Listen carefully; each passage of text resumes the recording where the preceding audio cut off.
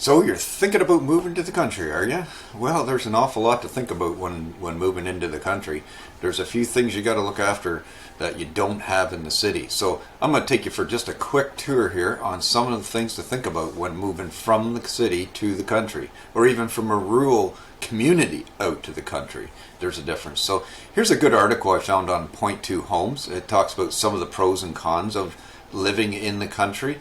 I'm going to go through a little bit more of a list of some of the pros and cons or actually not so much the pros and cons, but the things to think about when moving to the country. So that if you want, I can send you that article from Point Two Homes. Here's another one that was by Home and Gardens. It is, let's see here. It's what to think about or what to ask before buying a rural property. So there are a lot of things. One of the number one things, and as in both those articles, this article and the one before, water. And some of the things to think about when it comes to your well is the quality of the water and the quantity of the water. And I'm going to talk a little bit more about that in a minute. Another thing, here's another one that was put on by the Toronto Star. It's actually the Real Estate Council of Ontario wrote this article. It's a short, easy read. So by all means, check that out. It's just a quick, easy article on buying a country property, and it is different from purchasing a home in the city. So here's a couple things.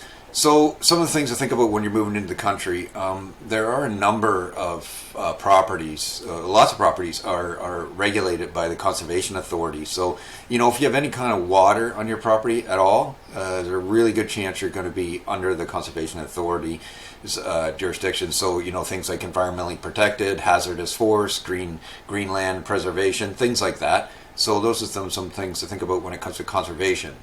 You won't know unless you look for that. Another one to look into is the Niagara Escarpment Commission. So they deal with properties that run along the Niagara Escarpment in Ontario. So basically from Niagara right up to Tobermory. So there's an escarpment that runs. And it's not a straight line. So you got to know where it goes. There's some places you wouldn't even think you're part of the Niagara Escarpment area, but you are. So that's good to have somebody who knows what they're looking for, a good realtor, be able to help you out.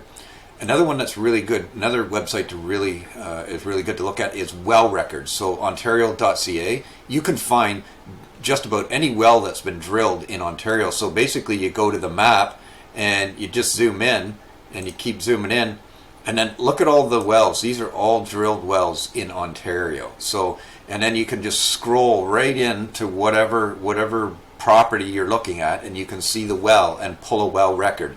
And it tells you things like type of soil, how deep it is, how many gallons a minute, that sort of thing. So that's another really, really good website to look at whenever it comes to moving to the country.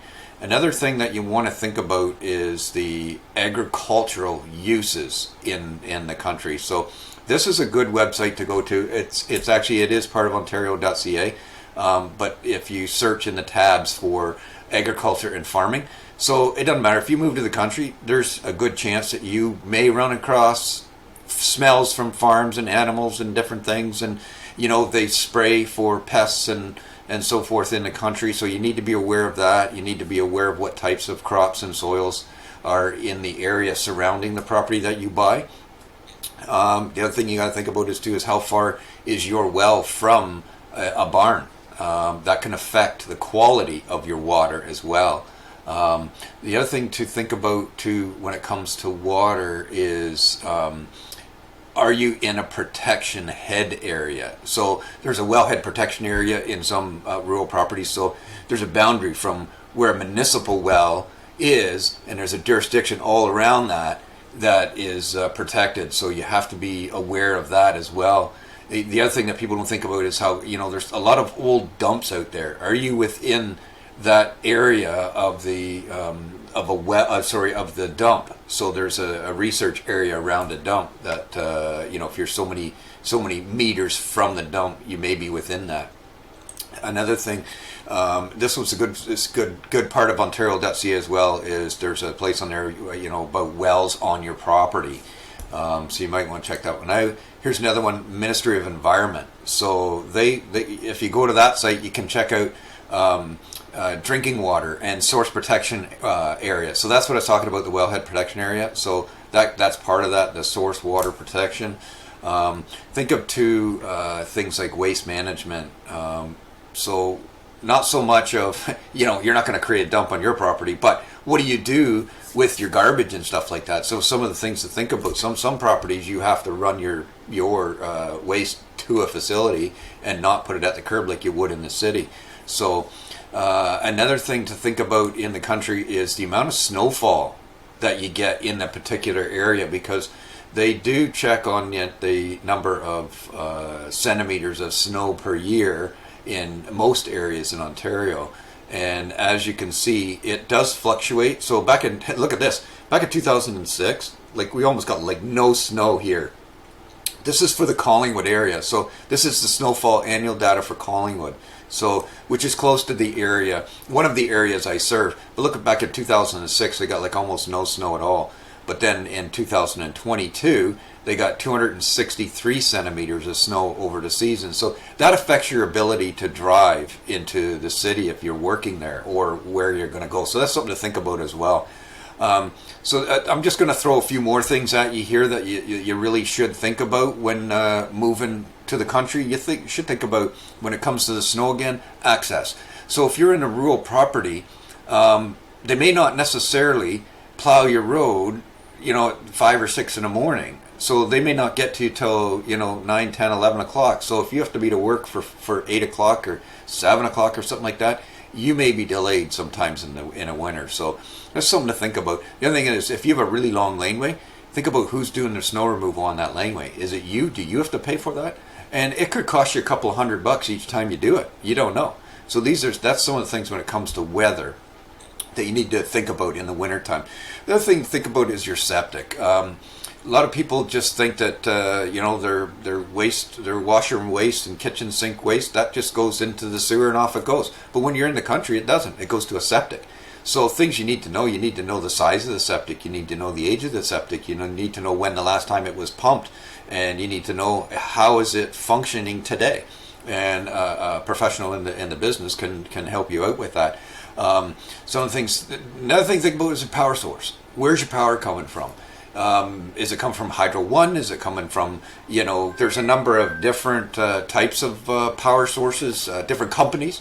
Hydro One is a really big one in Ontario when you live outside of a settlement area. So think about that. The other thing is interruptions to that power service.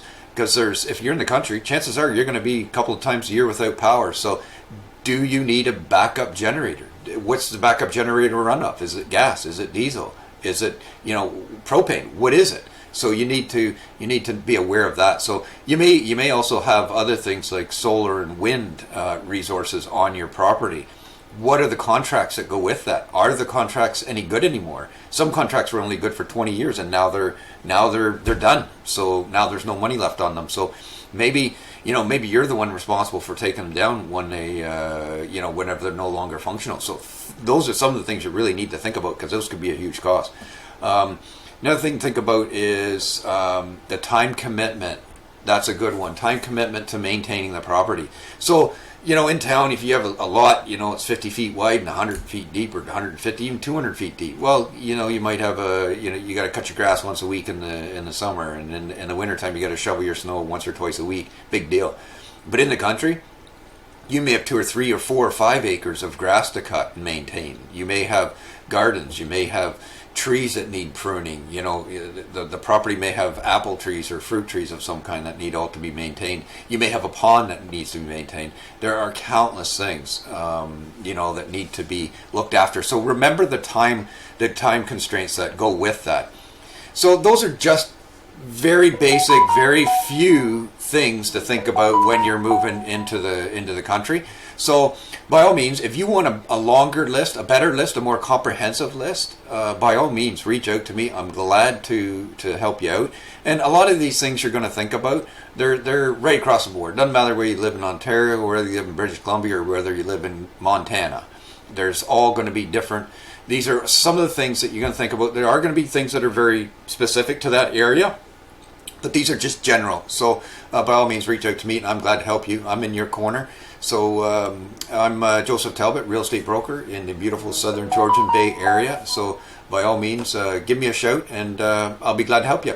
Until next time, have a great day, and check back in, and make sure you subscribe and like. There's a button right down there on that right-hand corner, the red button there. Subscribe to that, and so you don't miss out any more of these informational videos. Until next time, take care. Have a great day.